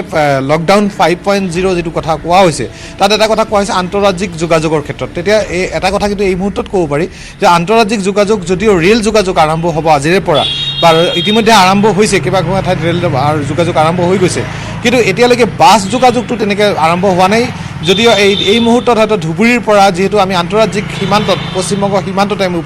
আছোঁ আৰু এই মুহূৰ্তত কিন্তু ধুবুৰীৰ পৰা কোনো ধৰণৰ তেনেকুৱা বাছ বা তেনেকুৱা যাত্ৰীবাহী কোনো সেৱা কিন্তু এই মুহূৰ্তলৈ পশ্চিমবংগলৈকে যোৱা নাই আমাৰ সেয়া চকুত পৰা নাই আৰু তেওঁলোকে অপেক্ষা কৰি আছে বাছ এছ'চিয়েশ্যনসমূহে বা আন সন্থাসমূহে তেওঁলোকে অপেক্ষা কৰি আছে যে বিশেষ কিবা নিৰ্দেশনা ৰাজ্য চৰকাৰৰ পৰা বা স্থানীয় জিলা উপায়ুক্তৰ পৰা কোনো নিৰ্দেশনা আহে নেকি বা পৰৱৰ্তী সময়ত তেওঁলোকক কোনো নিৰ্দেশ দিয়া হয় নেকি যে বাছবোৰ আচলতে ধুবুৰীৰ পৰা শিলিগুৰি হওক কোচবিহাৰ হওক ইত্যাদি পশ্চিমবংগৰ বিভিন্ন স্থানলৈ যে সেই বাছ চলাচল যোগাযোগ ব্যৱস্থা থাকে সেই যোগাযোগ ব্যৱস্থা কিন্তু এতিয়ালৈকে আৰম্ভ হোৱা নাই কিন্তু আন এটা কথা ক'ব লাগিব ৰশ্মিতা আজিৰে পৰা কোচবিহাৰৰ পৰা নিউ কোচবিহাৰ ৰেলৱে ষ্টেচনৰ পৰা কেইবাখনো ট্ৰেইন কলিকতালৈ যাব সেই ট্ৰেইনত যাবৰ কাৰণে কিন্তু ধুবুৰী অঞ্চল বা এই নামনি অসমৰ বিভিন্ন অঞ্চলৰ পৰা মানুহ ইতিমধ্যে টিকট কাটিছে কলিকতালৈ বা সংলগ্ন অঞ্চললৈ যাবলৈ যাত্ৰা কৰিবলৈ কিন্তু তেওঁলোকে আচলতে বৰ্তমানে বিবুদ্ধিত পৰিছে যে তেওঁলোকে কোচবিহাৰ ৰেল ষ্টেচনলৈ ইয়াৰ পৰা যে 100 কিলোমিটাৰ দূৰত্বত প্ৰায় আছে আন এখন ৰাজ্যত সেয়ালৈ কেনেকৈ যাব ব্যক্তিগত বাহনৰ বাহিৰে আন কোনো কিন্তু যি ব্যৱসায়িক বা যি যাত্ৰীবাহী যে আন যোগাযোগ আন তেনেকুৱা কোনো যোগাযোগ ব্যৱস্থা ইতিমধ্যে আৰম্ভ হোৱা নাই তাৰ ফলত কিন্তু যাত্ৰীসমূহ যিসমূহ যাত্ৰী আজি দিনটোত কোচবিহাৰৰ পৰা কলিকতা বা আন স্থানলৈ ট্ৰেইনেৰে ভ্ৰমণ কৰিব বা ব্ৰহ্মপুত্ৰ মেল যেনেকুৱা আহিব ডিব্ৰুগড়ৰ পৰা সেইখনৰ দিল্লীলৈ যাত্ৰা কৰে সেই ক্ষেত্ৰত কিন্তু বৰ্তমানেও কিছু অসুবিধাত পৰি আছে কিন্তু এতিয়াও স্পষ্টকৈ সেই ধৰণৰ কোনো নিৰ্দেশনা অহা নাই যাৰ ফলত কিন্তু এতিয়াও আন্তঃৰাজ্যিক বাছ সেৱা বা আন্তঃৰাজ্যিক যোগাযোগ যদিও মুকলি কৰি দিয়া হৈছে কিন্তু সেই বাছ চলাচল কিন্তু এতিয়ালৈকে আৰম্ভ হোৱা নাই ৰশ্মিতা হয় নিশ্চয়কৈ বাছ চলাচল আৰম্ভ হোৱা নাই কিন্তু ৰেল চলাচল ইতিমধ্যে আপুনি জনাইছে যে আৰম্ভ হৈছে গতিকে যথেষ্ট অসুবিধাৰ সন্মুখীন হ'বলগীয়া হৈছে সকলোক আৰু যিহেতু আপুনি জনাইছিল যে পূৰ্বতেও বহু শ্ৰমিকে ইতিমধ্যে আবদ্ধ হৈছে ৰাজ্যৰ বিভিন্ন প্ৰান্তত যিসকল অৰুণাচলৰ পৰা আহিছিল গতিকে যথেষ্ট অসুবিধাৰ সন্মুখীন হৈছে আমি এই মুহূৰ্তত ধন্যবাদ জনাইছোঁ জ্যোতিৰ্ময়লৈ যিহেতু তেওঁ ইতিমধ্যে জনাইছে যে বাছ সেৱা বৰ্তমান মুকলি কৰি দিয়া হোৱা নাই কিন্তু ৰেল সেৱা মুকলি কৰা হৈছে যদিও কেনেদৰে তেওঁলোকে যাব তাক লৈ বিবুদ্ধিত পৰিছে বহু লোক আৰু ইতিমধ্যে আমি জনাইছোঁ যে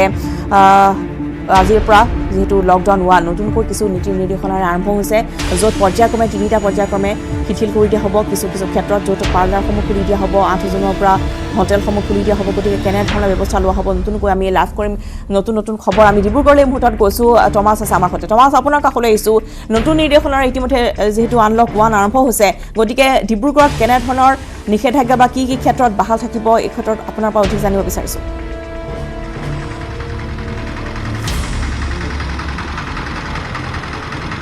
নিশ্চয় ৰশ্মিতা চাওক যিহেতু পঞ্চম পৰ্যায়ৰ লকডাউন আৰম্ভ হৈছে আৰু য'ত আনলক 1 নাম দিয়া হৈছে আৰু প্ৰায় শিথিল কৰি দিয়া হৈছে বুলি ক'ব পাৰি কাৰণ আৰু কেইটামান প্ৰতিষ্ঠানে বা কেইটামান বিষয়তহে এতিয়া লকডাউন থাকিব আৰু প্ৰায়খিনি শিথিল কৰি দিয়া হৈছে আৰু আমি যদি চাওঁ ৰাতি 9 বজাৰ পৰা পুৱা 6 বজালৈ যিহেতু সান্ধ্য সেই সান্ধ্য থাকিব নিশা ভাগত গতিকে কোনো লোক ওলাব নোৱাৰে তাৰ বাহিৰে কিন্তু এতিয়া প্ৰায় এনেকুৱা ধৰণৰ কোনো প্ৰভাৱ নাই লকডাউনৰ তেনেকুৱা দেখা পোৱা গৈছে ডিব্ৰুগড় চহৰখনত কিন্তু এইখিনিতে কেইবাটাও প্ৰশ্ন হয় এনে সময়ত যেতিয়া সংক্ৰমণৰ সংখ্যা বৃদ্ধি পোৱা পৰিলক্ষিত হৈছে ডিব্ৰুগড়ত যদি চাওঁ আজি 2টা বা 3টা দিনত 23 জনলৈকে বৃদ্ধি পাইছে ভাল কথা যে তেওঁলোক কোৱাৰেণ্টাইনমেণ্টত আছিলে কিন্তু সেইবাবে তেওঁলোকক ধৰা পেলাত সহজ হৈছে কিন্তু এই ক্ষেত্ৰত কিন্তু এনে সময়ত সংক্ৰমিত হোৱা আশংকা যথেষ্ট বৃদ্ধি হৈ পৰে এনে সময়ত কিন্তু এতিয়া লকডাউন শিথিল কৰি দিয়া কিমান উচিত হৈছে বা অনুচিত হৈছে সেই বিষয়ে আমি ইয়াৰ যি সাধাৰণ লোক আছে যিসকল সচেতন লোক আছে তেওঁলোকৰ পৰা আমি মতামত জানিবলৈ চেষ্টা কৰিম আৰু কিছু কথা পাতিবলৈ চেষ্টা কৰিম আৰু ইতিমধ্যে সকলোৱে গম পাইছে যে কি বিষয়ত এতিয়া শিথিল কৰি দিয়া হৈছে বা কি বিষয় এতিয়াও লকডাউন থাকিব বা বন্ধ হৈ থাকিব সেই বিষয়ে ইতিমধ্যে প্ৰায় সংখ্যক লোকে অৱগত হৈছে একাংশ যি সাধাৰণ লোক আছে তেওঁলোকক কেনেকুৱা ধৰণৰ প্ৰতিক্ৰিয়া হয় সেই বিষয়ে আমি জানিবলৈ চেষ্টা কৰিম আৰু আমি দেখিছোঁ যে এতিয়া পঞ্চম পৰ্যায়ৰ যি লকডাউন আৰম্ভ হৈছে য'ত আনলক 1 বুলি কোৱা হৈছে প্ৰায়বিলাক বস্তু এতিয়া খুলি দিয়া হৈছে 2-এটা বস্তুহে বৰ্তমান বন্ধ হৈছে যেন যিধৰণে ধৰক আন্তঃৰাষ্ট্ৰীয় বিমান সেৱাৰ পৰা আৰম্ভ কৰি তেনেকুৱা ধৰণৰ কিছুমান বস্তু বন্ধ হৈ থাকিব নিশা 9 বজাৰ পৰা কাৰ্ফিউ থাকিব সেইকেইটা বস্তু থাকিব প্ৰায়খিনি কিন্তু খুলি দিয়া হৈছে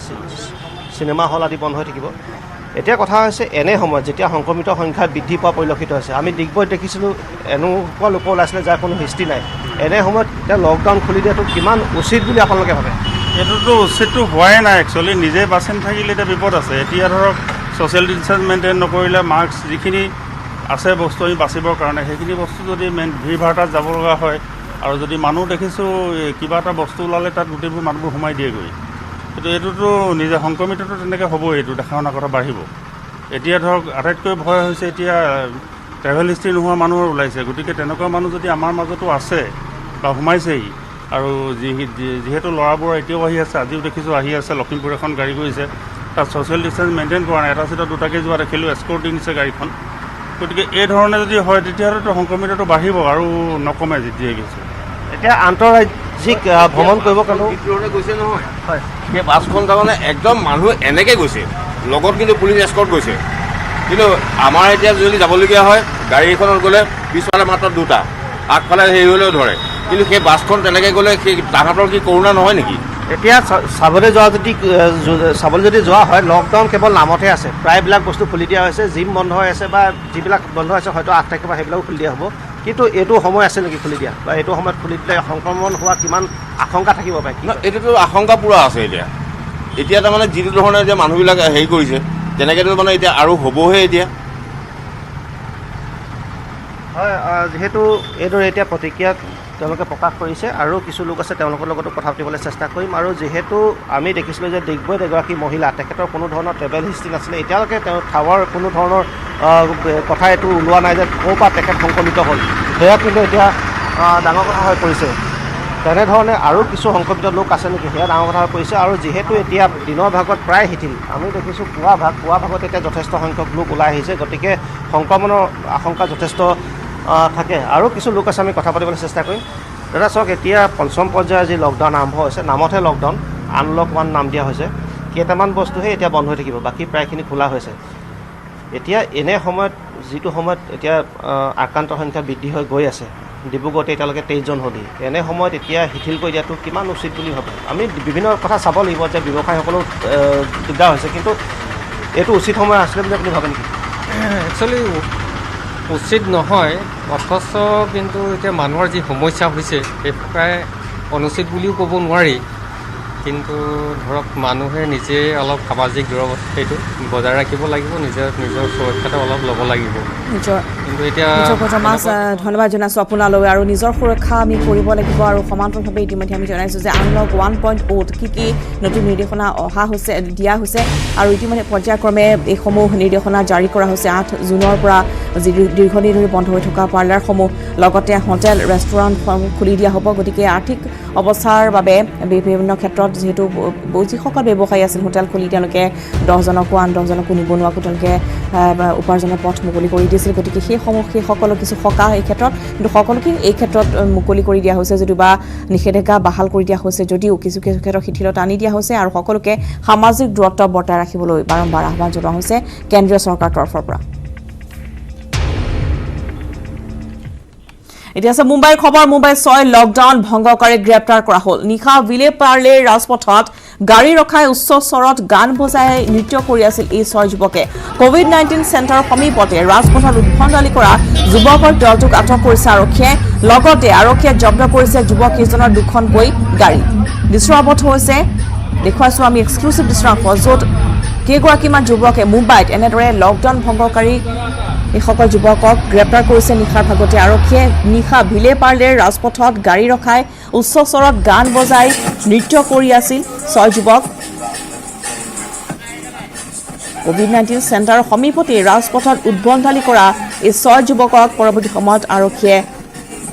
সেই স্থানৰ পৰা লৈ যায় দৃশ্য আমি দেখুৱাইছোঁ কেনেদৰে এই 6গৰাকীকৈ যুৱকে কোভিড-19 চেণ্টাৰ সমীপতে নৃত্যত মগ্ন হৈ আছিল গাড়ী দুখনকৈ গাড়ী তেওঁলোকে লৈ আহিছিল উচ্চ স্বৰত গীত বজাই তাতে নৃত্য কৰি আছিল আৰু সেই সময়ছোৱাতে ঘটনাস্থলীত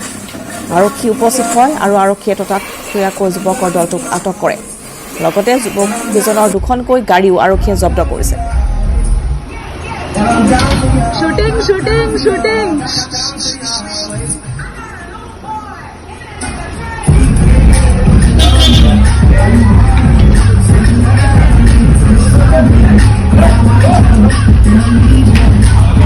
সকলোকে যে এতিয়াও আচলতে সাৱধানতা বা সচেতনতা অৱলম্বন কৰা নাই তাৰেই এক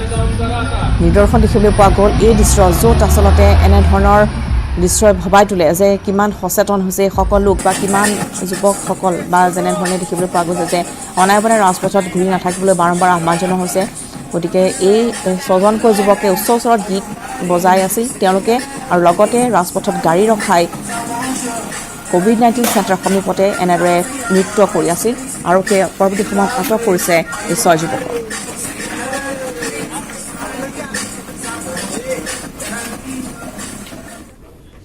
ফলে অসমলৈ উভতি অহা শ্ৰমিকসকলক সংস্থাপিত কৰাৰ বাবে ৰাজ্য চৰকাৰৰ আহ্বান জনাইছে সাংসদ তথা এআইইউডিএফৰ সভাপতি বদৰুদ্দিন আজমলে সাংসদগৰাকীয়ে উল্লেখ কৰে যে লকডাউনৰ ফলত বিভিন্ন প্ৰান্তত আবদ্ধ শ্ৰমিকসকল এতিয়া নিজ নিজ ৰাজ্যলৈ উভতিছে লাখ লাখ শ্ৰমিক নিজ ৰাজ্যলৈ উভতি যোৱাৰ পিছতে উপাৰ্জনৰ বাবে সমস্যাত পৰা পৰিলক্ষিত হৈছে সেইসকল লোকৰ পুনৰ সংস্থাপনৰ বাবে চৰকাৰে অতি শীঘ্ৰে ব্যৱস্থা কৰক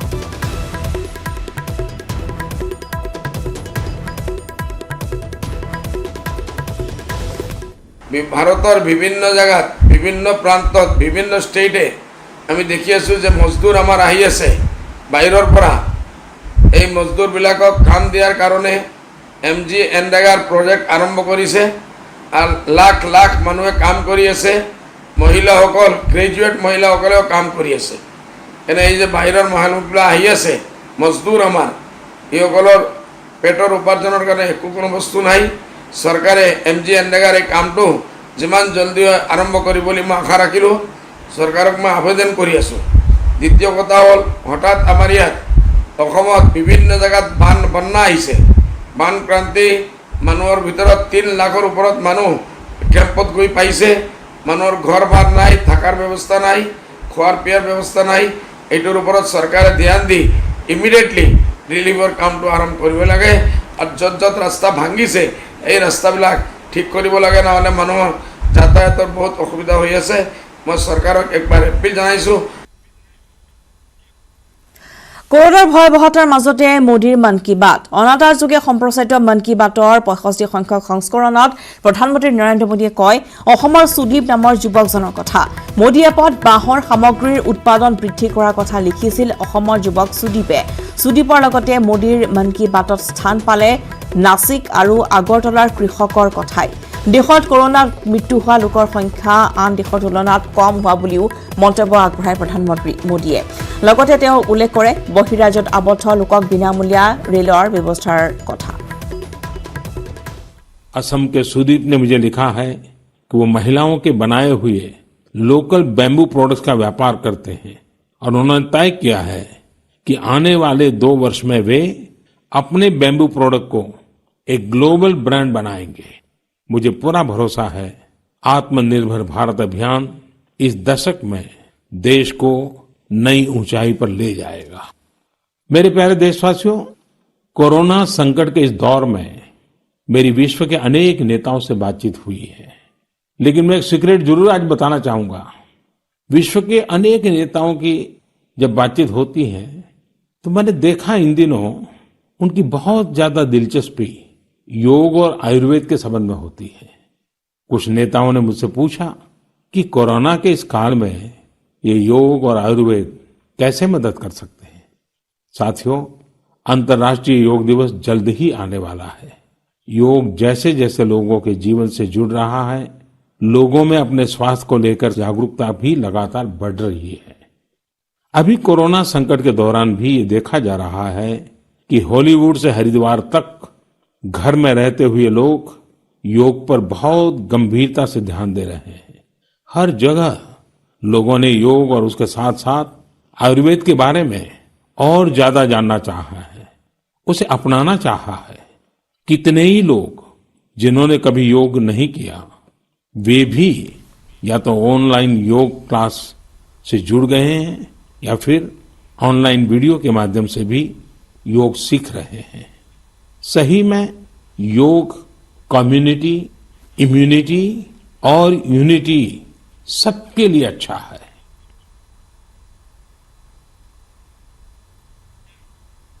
ৰাজ্যৰ পৰা নতুন নীতি নিৰ্দেশনাৰে লকডাউন 5.0 পঞ্চম পৰ্যায়ৰ লকডাউনত 8 জুনৰ পৰা দেশত খুলিব শ্বপিং মল ৰেষ্টুৰাঁ সেলুন আৰু পাৰ্লাৰ কিন্তু কি নিৰ্দেশনা মানি চলিব লাগিব আনলক 1.0 চাওঁহক সোমবাৰৰ পৰা 30 জুনলৈ দেশত চলিব পঞ্চম পৰ্যায়ৰ লকডাউন এটা মাহলৈ বৃদ্ধি হলেও কণ্টেইনমেণ্ট জোনৰ বাহিৰে বাকি সকলো ক্ষেত্ৰত অনা হৈছে পূৰ্বতকৈ শিথিলতা ইয়াৰে ভিতৰত বিশেষকৈ জুন মাহতে খোল খাব হোটেল ৰেষ্টুৰেণ্ট আৰু সেলুনসমূহ দেশত আৰম্ভ হ'ব পঞ্চম পৰ্যায়ৰ লকডাউন আৰু পঞ্চম পৰ্যায়ৰ লকডাউনত খোলা হ'ব হোটেল ৰেষ্টুৰেণ্ট আৰু সেলুন কেইবাটাও নতুনত্ব অৰ্থাৎ নতুন নিয়মৰে খোলা হ'ব হোটেল ৰেষ্টুৰেণ্ট আৰু সেলুনসমূহ কেতবোৰ নতুন নীতি নিয়মৰ মাজেৰে জুন মাহৰ প্ৰথম অথবা দ্বিতীয় সপ্তাহত ৰাইজৰ বাবে মুকলি হ'ব হোটেল ৰেষ্টুৰাঁ আৰু সেলুনসমূহ যাৰ বাবে দেওবাৰৰ পৰা চলাইছে প্ৰস্তুতি দুটা মাহতকৈ অধিক সময় ধৰি তলা ওলমি থকা সেলুনসমূহত কৰা হৈছে চাফ চিকুণ গুৱাহাটী আগশাৰী সেলুনসমূহৰ ক্ষেত্ৰত গ্ৰাহকে মাস্ক পিন্ধাটো হ'ব বাধ্যতামূলক ইচ্ছা কৰিলে গ্ৰাহকে লগত নিব পাৰিব কাপোৰ অথবা নিজৰ লাগতিয়াল সামগ্ৰী সেলুনত প্ৰৱেশ কৰাৰ লগে লগে গ্ৰাহকে কৰিব লাগিব পঞ্জীয়ন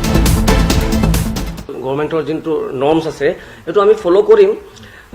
আপোনালোক যেনেকৈ চেনিটাইজেশ্যন হয় নহয় চেনিটাইজেশ্যন হাইজিন এইবিলাক মেইনটেইন কৰিব লাগিব এণ্ড আমাক গ্লভছ পিন্ধিব লাগিব মাস্ক পিন্ধিব লাগিব আৰু পাৰিলে আমাক ফেচ শ্বিল্ডবিলাক ল'ব লাগিব যোনটো ফেচ শ্বিল্ড হয় আমাৰ কাৰণে মানে আৰু যোনটো কাষ্টমাৰবিলাক আছে তেওঁলোককো মাস্ক পিন্ধিব লাগিব আৰু গ্লভছ পিন্ধিব লাগিব আৰু আমি যোনটো ইনফ্ৰাৰেড যোনটো থাৰ্মোমিটাৰ আছে সেইটো আমি ষ্টেপবিলাক যোনটো আমি লৈছোঁ আৰু দোকানৰ বাহিৰত আমি এইটো লগাই দিম থাৰ্মোমিটাৰটো আৰু চেনিটাইজাৰ থাকিব। ইয়াৰ উপৰি চেলুনৰ লগত জড়িত লোকে পৰিধান কৰিব লাগিব গ্লভছ, মাস্ক আৰু ফেচ শেল্ড। ঠিক একেদৰে চেলুনৰ নিচিনাকৈ ৰেষ্টুৰাসমূহেও কৰিছে গ্ৰাহকৰ বাবে পৰিষ্কাৰ পৰিচ্ছন্নতা। গ্ৰাহকে খাদ্য গ্ৰহণ কৰিবলৈ আহোঁতে মাস্ক পিন্ধাৰ লগতে ৰেষ্টুৰাখনত এইবাৰ সোমাব পাৰিব পূৰ্বতকৈ 50% লোক। হেণ্ড ৱাছ কৰিব, তাৰপিছত চেনিটাইজাৰ লগাব,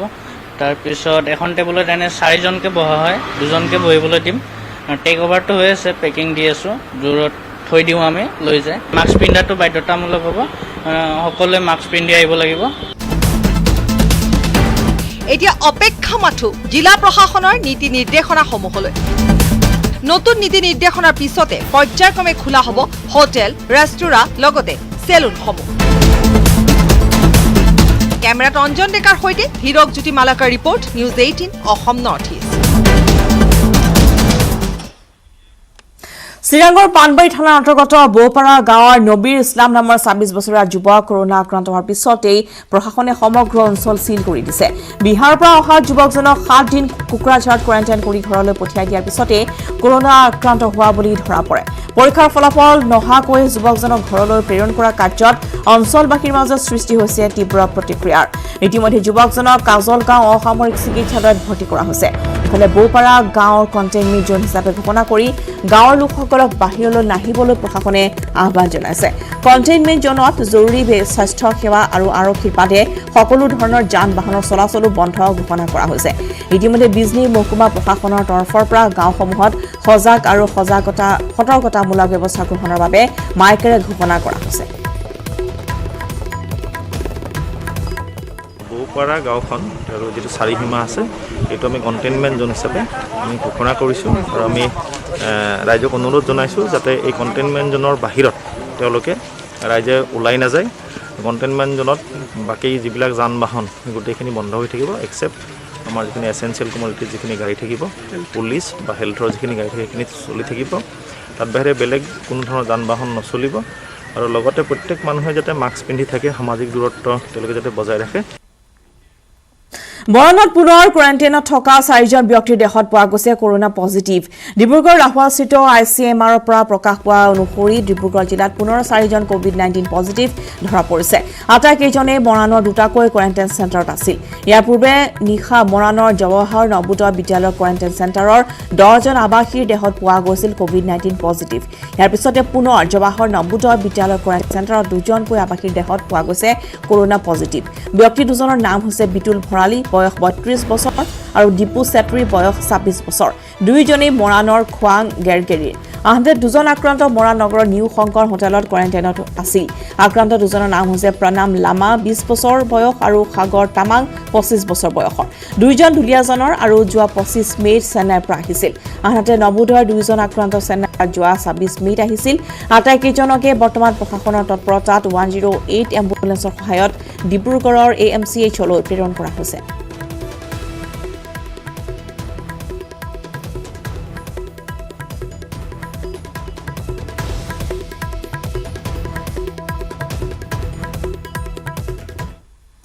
কৰোনা মহামাৰীৰ মাজতে বিনন্দীয়া হৈ পৰিছে প্ৰকৃতি। নানা ৰঙী ফুলেৰে ৰঙীন হৈ পৰিছে নদীদ্বীপ মাজুলী। ইফালে দুধনৈত মুক্ত মনে বিচৰণ কৰিছে বিভিন্ন প্ৰজাতিৰ চৰাই। প্ৰথম সংবাদৰ পৰা বিদায় লোৱাৰ পূৰ্বে আগবঢ়াই থৈ গৈছো এই প্ৰতিবেদন।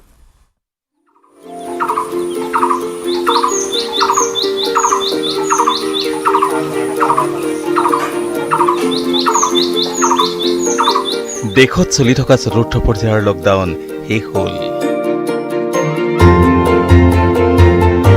24 মাৰ্চত ঘোষণা হোৱা প্ৰথম পৰ্যায়ৰ লকডাউনৰ পৰা 68টা দিন পাৰ হ'ল। এই সময়ছোৱাত বহু পৰিৱৰ্তনে দেখা দিছে আমাৰ চৌপাশে।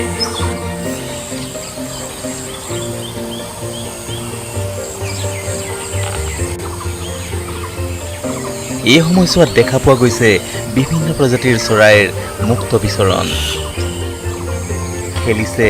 নাচিছে গাইছে গান।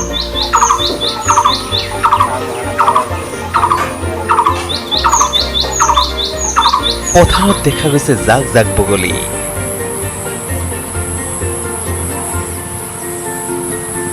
গছৰ ডালত বহি আনন্দত আত্মহাৰা হৈ পৰিছে বুলবুলিজনীও।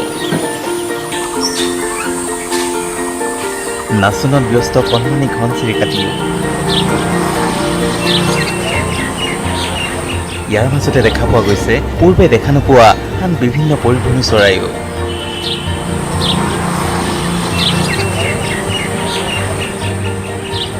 ইয়াত দুধমূল পৰিৱেশ। ইফালে এই প্ৰাণ প্ৰাচুৰ্যময় পৰিৱেশৰ মাজতে আকাশ ৰাঙলী কৰি ফুলিছে তেজৰঙা কৃষ্ণচূড়াও, ফুলিছে সোণাৰু ৰাধাচূড়া। প্ৰকৃতিৰ অনন্য ৰূপে এইদৰেই নয়ন জোৰাইছে মাজুলীত। নৈ, বিল, জান-জুৰিৰ পাৰ, পথাৰ পথ সকলোতে এতিয়া মনোৰম নয়নাভিৰাম দৃশ্য। দুধনৈৰ পৰা অৰূপ কুমাৰ নাথ আৰু মাজুলীৰ পৰা Sanjit Sambara, news 18 Assam north east.